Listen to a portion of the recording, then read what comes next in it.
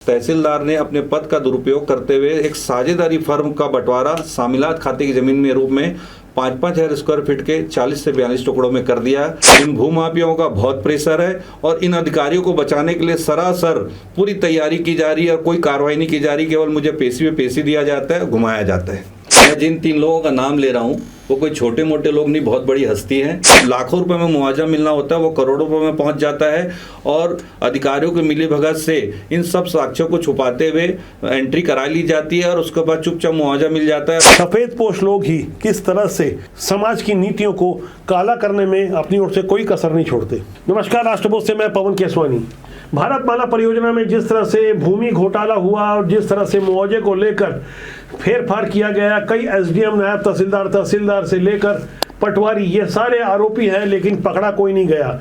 ऐसे ही एक rail line परियोजना को लेकर भूमि मुआवजा घोटाले का प्रकरण सामने आया है। खड़सिया नया रायपुर से लेकर परमाल कसा तक के 278 किलोमीटर की रेल लाइन परियोजना का उद्घाटन और संचालन जब होगा तब होगा, लेकिन बीती 5 अप्रैल को करीब 9,000 करोड़ रुपए छत्तीसगढ़ के लिए 278 किलोमीटर की इस रेल लाइन परियोजना के लिए मंजूर किए गए। तब वहां पहले से ही जो भ्रष्टाचार की शुरुआत हो चुकी है, उस बारे में आज मैं बहुत बड़ा खुलासा करने जा रहा हूं। जिस जमीन की कीमत सिर्फ 10 करोड़ थी, उससे 110 करोड़ में बना दिया गया है। इसके लिए घोटाले की पटकथा अभी से नहीं बल्कि 2018 से ही रचनी शुरू हो गई थी। यह सबसे ज्यादा हैरान करने वाली बात यह है कि इस मामले में भी एसडीएम ने, तहसीलदार ने अपनी नौकरी की परवाह नहीं की। नौकरी जाती है तो जाए।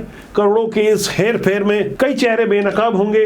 आज सिलसिलेवार ढंग से मैं सारी बातें बताऊंगा, लेकिन उससे पहले इस भूमि मुआवजे घोटाले की रचना में लगे कुछ लोगों को एक्सपोज करने के लिए आज मेरे साथ है रितेश जैन। मैं रितेश जैन को ऑन कैमरा सारे सबूतों के साथ प्रस्तुत करूंगा और साथ ही हम समझने की कोशिश करेंगे कि आखिर 6 सितंबर 2018 को जब इस योजना को मंजूरी मिल चुकी थी, तो 1 महीने बाद जब राजपत्र में प्रकाशन हुआ, तो इस बीच क्या कुछ खेल हुआ जो आज की तारीख में 110 करोड़ रुपए के अवैध मुआवजे की तैयारी हो चुकी है। मैं स्वागत करूंगा रितेश जैन का। रितेश जी, राष्ट्रबोध के जंगल में आपका स्वागत है। नमस्कार। मैं बता दूं रितेश जैन जी के बारे में, दुर्ग के निवासी हैं, युवा व्यवसायी हैं।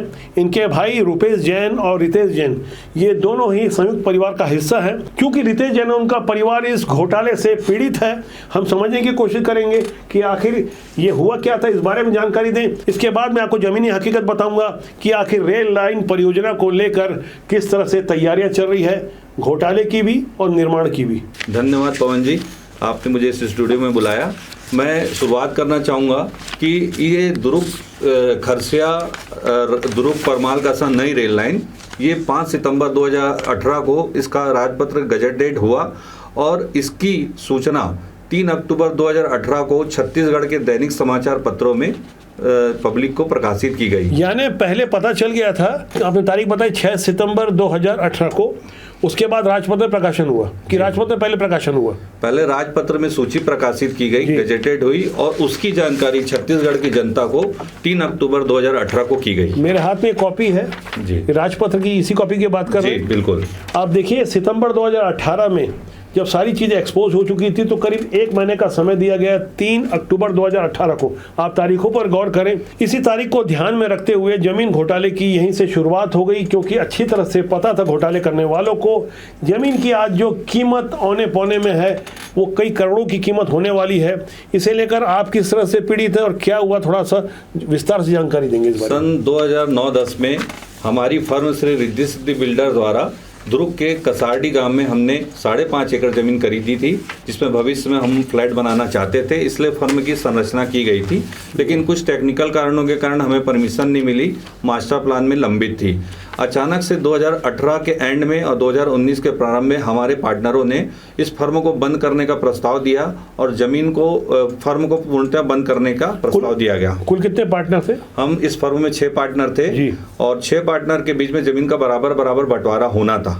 लेकिन बंटवारा में हमारे जो भाई हैं रुपेश जैन को शामिल ना करते हुए उसकी जगह किसी फर्जी व्यक्ति को खड़ा करके हस्ताक्षर करा करके बैक डेट में, जैसे भारतमाला में मुआवजा घोटाला हुआ है, वैसी बैक डेट में 3 अक्टूबर को राजपत्र का प्रकाशन दैनिक समाचार पत्र में हुआ। उसके 4 दिन पहले ही तहसीलदार और पटवारी की मिलीभगत करके नामांतरण पंजी में तहसीलदार ने अपने पद का दुरुपयोग करते हुए एक साझेदारी फर्म का बंटवारा सामिलात खाते की जमीन में रूप में 5,500 स्क्वायर फीट के 40 से 42 टुकड़ों में कर दिया, जिससे वो मुआवजा 2013 के भू अर्जन अधिनियम के तहत इस पर स्क्वायर फीट यानी 1506 रुपये स्क्वायर फीट के हिसाब से मिलेगा, तो वो बढ़ करके 10 करोड़ से 110 करोड़ हो जाता है। और इसके 10 करोड़ की जमीन का मुआवजा 110 करोड़ हो जाता है। ये साजिश रची गई जिसमें तहसीलदार भी शामिल थे, एसडीएम भी शामिल थे। जिस तारीख को अधिसूचना जारी हो गई थी, राजपत्र का प्रकाशन हो गया था, उसके बावजूद भी नामांतरण हुआ और पार्टनरशिप फर्म का किस तरह से विघटन होगा ये तहसीलदार को अधिकार नहीं होता, बावजूद इसके तहसीलदार ने किया। ये एक उदाहरण मात्र है, ये समाचार इससे कहीं ज़्यादा बड़ा है। हम बात आज सिर्फ दुरुक की कर रहे हैं। यदि पकते हुए चावल की हांडी में से एक दाना निकाल लिया जाए तो अंदाजा हो जाता है कि चावल पका है या कच्चा है। इसी तरह से जो ये उदाहरण सामने आया है, इससे आप अंदाजा लगा सकते हैं कि जहाँ जहाँ से रेल लाइन गुजर रही है, भारतमाला परियोजना की जहाँ से सड़कें जा रही है, जमीन के मुआवजे को पाने के लिए किस तरह से घोटाला किया गया हुआ। क्योंकि मामला करोड़ों अरबों का है, इसलिए सरकारी नौकर या सरकारी लोक सेवक पहले से तैयारी कर लेते हैं कि यदि उन्हें बर्खास्त भी कर दिया जाए, निलंबित भी कर दिया जाए, तब भी वो करोड़ों रुपए निकाल लेंगे। इसी लालच में पड़कर अपनी नौकरी की परवाह नहीं करते हैं। ऐसे लोगों पर कड़ी कार्रवाई होनी चाहिए। मैं इस योजना के बारे में आपको संक्षेप में बता दूं। खड़सिया नया रायपुर परमार कस्बा मूलतः रायगढ़ जिले से होते हुए जांजगीर चांपा, शक्ति, बिलासपुर, बलौदा बाजार, रायपुर और दुर्ग के बाद राजनांदगांव जिले को जोड़ेगी, जिससे यहाँ आवागमन के साथ लॉजिस्टिक लागत भी बेहद कम आएगी। एक अच्छी सोच के साथ भारत सरकार की ओर से बीते 5 अप्रैल को 18,658 करोड़ रुपए की लागत से 4 रेलवे की मल्टीटैकिंग परियोजनाओं को मंजूरी दी गई, जिसमें छत्तीसगढ़ के लिए खड़सिया नया रायपुर परमाल कस्बा के बीच रूट जो पहले तय किया गया था, जिसकी लंबाई 278 किलोमीटर थी, इसमें रेलवे ट्रैक बिछाया जाएगा 615 किलोमीटर, जिसकी लागत आएगी 8,741 करोड़ रुपए। तो रितेश जी, आप तो सिर्फ दुर्ग के कसाडी की बात कर रहे थे, आपने गहरी स्टडी की, आप एक तरह से विसिल ब्लोअर बन के तैयार हुए, आप खुद शिकायत करता हैं। हमने आपको देखा है कि किस तरह से दुर्ग कमिश्नर ऑफिस में आप संघर्ष करते रहे, हमारी टीम ने आपको वहां से खोज निकाला। आप बताएंगे कि इस योजना के बारे में, दुर्ग से आसपास लगी हुई भूमि के अधिग्रहण के लिए जो मुआवजे घोटाले की जो तैयारी की गई है, वो तैयारी किन किन गाँवों में चल रही है। मैं आपको बता दूं कि दुर्ग जिले के ग्राम बोरीगार का पुरई और घुक्सीडी गांव में ये रेल लाइन होके गुजरने वाली है। इन हमारे फर्म के पार्टनरों में, जिनका नाम कांतिलाल बोथरा, सजल जैन, विश्वास गुप्ता, इन्होंने सबसे पहले अपने परिवार वालों को और अपने रिश्तेदारों को एक 30-35 लोग का एक सिंडिकेट बनाया और इन लोग के नाम से ये लिस्ट, जो कि गुप्त सूची होती है, किसी अधिकारी की मिलीभगत से इनको मिल गई थी और इन्होंने इस लिस्ट को सामने रख करके उन भोले वाले किसानों को ठग करके करोड़ों रुपयों का मुआवजा पाने के लिए उनको भोले बातों में बहला फुसला करके उनकी ज़मीनें आनंद फानंद में खरीदी। जबकि भू अर्जन अधिनियम 2013 की धारा 11 के तहत एक बार राजपत्र का प्रकाशन 20A का हो जाता है तो उस जमीन की खरीद, नामांतरण, खाता विभाजन और बटांकन पर निषेध लग जाता है। उसके बाद भी धड़ल्ले से तहसीलदार, पटवारी, नायब तहसीलदार, एसडीएम ने इनका नामांतरण किया, बटांकन किया, खाता विभाजन किया और इन्होंने संपूर्ण जमीन को 5,000 वर्ग फीट के यानी 500 वर्ग मीटर के छोटे छोटे टुकड़ों में विभाजित करा लिया। और अगली सूची, जो प्रारंभिक सूची के बाद दूसरी सूची में नाम लाने की तैयारी थी और ये इससे 25 करोड़ रुपए का अलग से मुआवजा और इनको मिलना है। इस प्रकार ये पूरा 135 करोड़ का मुआवजा घोटाला है, जो कि शासन की मिलीभगत यानी अधिकारियों की मिलीभगत से हुआ है। और मैं पिछले 10 महीने से इनके चक्कर काट रहा हूँ, ये कोई कार्रवाई नहीं करना चाहते हैं। कौन कार्रवाई नहीं कर रहा है? जितने कमिश्नर, कलेक्टर, एसडीएम, तहसीलदार सब एक दूसरे ऊपर टाले जा रहे हैं। मैंने प्रधानमंत्री कार्यालय में, मुख्यमंत्री कार्यालय में, राजस्व सचिव, राजस्व मंत्री, राज्यपाल सभी को शिकायत की है। सब कलेक्टर को करते हैं, कलेक्टर एसडीएम को करता है, एसडीएम तहसीलदार को करता है, सब एक दूसरे पर टाले जा रहे हैं। इन भूमाफियाओं का बहुत प्रेशर है और इन अधिकारियों को बचाने के लिए सरासर पूरी तैयारी की जा रही है और कोई कार्रवाई नहीं की जा रही। केवल मुझे पेशी में पेशी दिया जाता है, घुमाया जाता है। मैं जिन 3 लोगों का नाम ले रहा हूं वो कोई छोटे मोटे लोग नहीं, बहुत बड़ी हस्ती हैं। और इसमें से Kantilal Bothra Chhattisgarh rice mill association के अध्यक्ष हैं और भाजपा के व्यापार प्रकोष्ठ के प्रदेश अध्यक्ष हैं। सजल जैन भाजपा प्रकोष्ठ के जिला अध्यक्ष हैं और विश्वास गुप्ता सुयस बिल्डकॉन के बहुत बड़े बिल्डर हैं। विश्वास गुप्ता जिनकी छापेमारी हुई थी अभी जी बीते शायद 20 मई को शराब घोटाले में, वही विश्वास गुप्ता जी, इनके बारे में काफ़ी जानकारी मिल रही है। बाकी हम व्यक्तिगत किसी के कारोबार या विषय पे नहीं जाते, क्योंकि आपने आरोप लगाया, बड़ी जिम्मेदारी के साथ लगाया, साक्ष्य होंगे आपके पास, तथ्य होंगे। कुछ और नाम छूट रहे तो आप वो भी बोल सकते हैं। इन्होंने बहुत बड़ा संगठन बनाया है, यही मेन लोग हैं। इन्होंने सबको प्रलोभन देकर के एक संगठन बनाया और संगठित रूप से एक आर्थिक अपराध किया है राज्य सरकार और रेलवे सरकार को चंदन लगाने के लिए, चूना लगाने के लिए।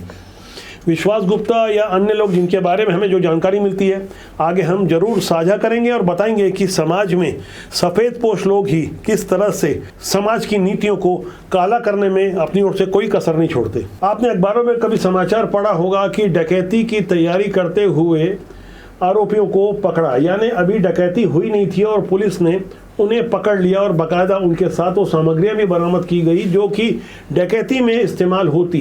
कुल मिलाकर एक बड़े किस्म की डकैती या घोटालेबाजी की जो तैयारी चल रही है, जो दस्तावेजी जिसके साक्ष्य हैं वो चीख चीख कर कह रहे हैं कि यहाँ घोटाले की तैयारी हो चुकी है, अपराध होने की प्रतीक्षा की जा रही थी। इससे पहले आज मेरे साथ रितेश जैन ने जो बातें बताई, उस सिस्टम में बैठे हुए लोगों को आँख कान नाक सब खोल कर देखना चाहिए, समझना चाहिए, सुनना चाहिए, उसके बाद कार्रवाई भी करनी चाहिए, लेकिन ऐसा होता नजर नहीं आ रहा है। रितेश जैन जैसा कि पहले शुरुआत में बातचीत में बता रहे थे कि उनके परिवार के साथ कुछ गलत हुआ, किस तरह से उनके भाई रूपेश जैन जो कि रिद्धि सिद्धि बिल्डर के पार्टनर थे, उनकी जगह किन्हीं और का नाम लिख दिया गया। ये अपराध किसने किया, आप मुझे जानकारी देंगे कि आपके क्या आरोप है इसको लेकर? जी, रिद्धि सिद्धि बिल्डर के बंटवारे के समय सन 2019 जनवरी माह की बात है। पार्टनरों ने खाता फर्म को बंद करने के लिए आवेदन में साइन कराया और कुछ खाली कागजों में साइन कराया। आपकी ओर से साइन की गई? हाँ, उस कागजों में 2019 में किया गया, लेकिन उस समय हमारे भाई को हमारे भतीजे के ऑपरेशन के लिए बेंगलुरु जाना था और आने के बाद जब उन्होंने देखा कि ये खाता विभाजन, ये बंटवारा 2018 के अक्टूबर महीने में हो गया, जबकि उन्होंने 2019 में जनवरी में साइन किया और 2018 में बैक डेट में कैसा हो गया। उन्होंने 3 बार सभी पार्टनरों को रजिस्टर पत्र के माध्यम से ये जानकारी जानी कि आपने इस बैक डेट में ऐसा खाता विभाजन कोई क्यों किया है। वो कोई जवाब नहीं देते, किसी प्रकार का जवाब नहीं देते, मौन रहते हैं और कोई भी पत्र का जवाब नहीं देते और उनका कहते हैं कि तुमको जो करना है कर लो, तुम कुछ नहीं कर पाओगे। जब खुदा मेहरबान तो गधा पहलवान, यानी सिस्टम में बैठे हुए लोगों की कृपा उन पर बनी हुई थी, इसलिए कहते होंगे जाओ जो करना है तुम कर लो। सारी चीज़ें शीशे की तरह साफ है, यहाँ छिपाने लायक कुछ नहीं है। ढेर सारे दस्तावेज हैं जो चीख चीख कर अपनी इस बात की गवाही दे रहे हैं। ये राजपत्र के दस्तावेज हैं, ज़मीनों के कागजात हैं। मैं ऑन कैमरा वो सारी चीज़ें आप तक प्रस्तुत कर सकता था, लेकिन समय की अपनी एक मर्यादा है। हम गहराई से सारी बातों को समझ रहे हैं।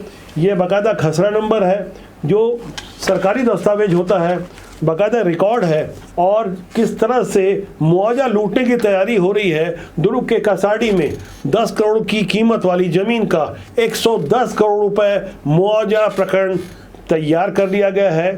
चोरी होगी, हम इसकी भविष्यवाणी नहीं करते, लेकिन ऐसा ही सब चलता रहा तो निश्चित रूप से ये घोटाला और लूट होगा, चोरी होगी और होके रहेगी। यदि सिस्टम में बैठे हुए लोग आज यदि चुप रहे, संरक्षण देते रहे, तो वो भी अपराध के सहभागी माने जाएंगे।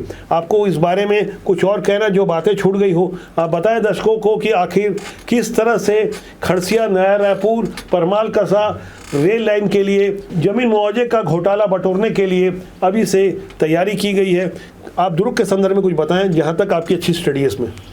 देखिए, इसमें सबसे पहले है कि जिस प्रकार ज़मीनों को अगर 500 वर्ग मीटर के छोटे छोटे टुकड़े में विभाजित किया जाता है तो मुआवजा एकड़ पर एकड़ के रेट के बदले में पर स्क्वायर फीट से मिलता है, जो कि कई गुना होता है और उसका 4 गुना 5 गुना मुआवजा मिलता है। तो जो लाखों रुपए में मुआवजा मिलना होता है वो करोड़ों रुपए में पहुंच जाता है और अधिकारियों की मिलीभगत से इन सब साक्ष्यों को छुपाते हुए एंट्री करा ली जाती है और उसके बाद चुपचाप मुआवजा मिल जाता है और कोई दावा आपत्ति नहीं की जाती, क्योंकि इसमें इसमें अधिकारियों का भी लंबा चौड़ा कमीशन होता है। ये मुआवजे की तैयारी कब है, कौन सी तारीख तय की गई है, कब मुआवजा मिल सकता है, ऐसा लग रहा है आपको? ये जल्दी, क्योंकि 5 अप्रैल को रेलवे मंत्री और प्रधानमंत्री जी ने 2025 में इसकी घोषणा की है। हम तक 7 अप्रैल तक ये जानकारी आई थी। इसमें केंद्रीय मंत्री हैं तोखरलाल साहू, छत्तीसगढ़ से हैं, बिलासपुर से सांसद निर्वाचित हुए। उनका एक ट्वीट भी सामने आया है, मैं चाहूंगा वो ट्वीट भी देखिए किस तरह से मंत्री तोखरलाल साहू जी खुशियां मना रहे थे, जनता को सौगात देने की बात लिख रहे थे।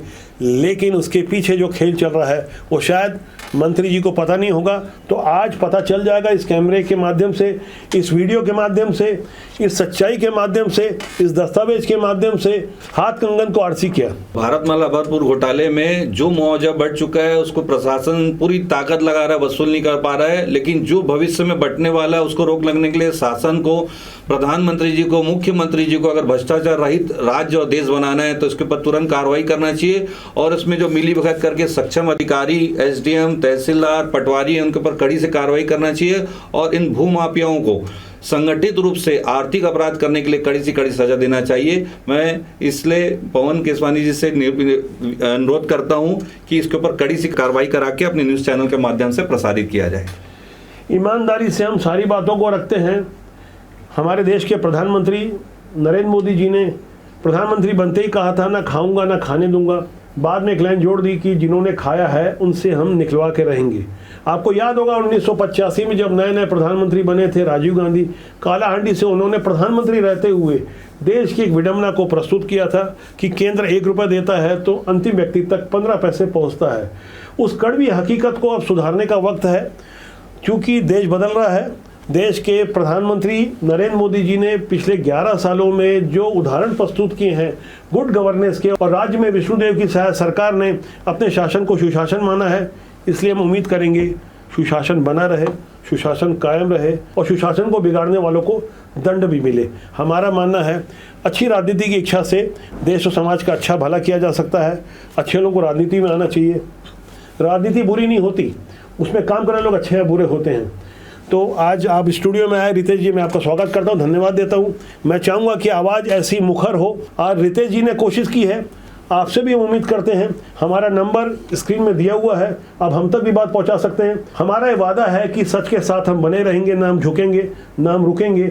लगातार देश और समाज के लिए लड़ते रहेंगे। राष्ट्रबोध का सूत्र वाक्य है, राष्ट्र हित सर्वोपरि। नमस्कार, धन्यवाद।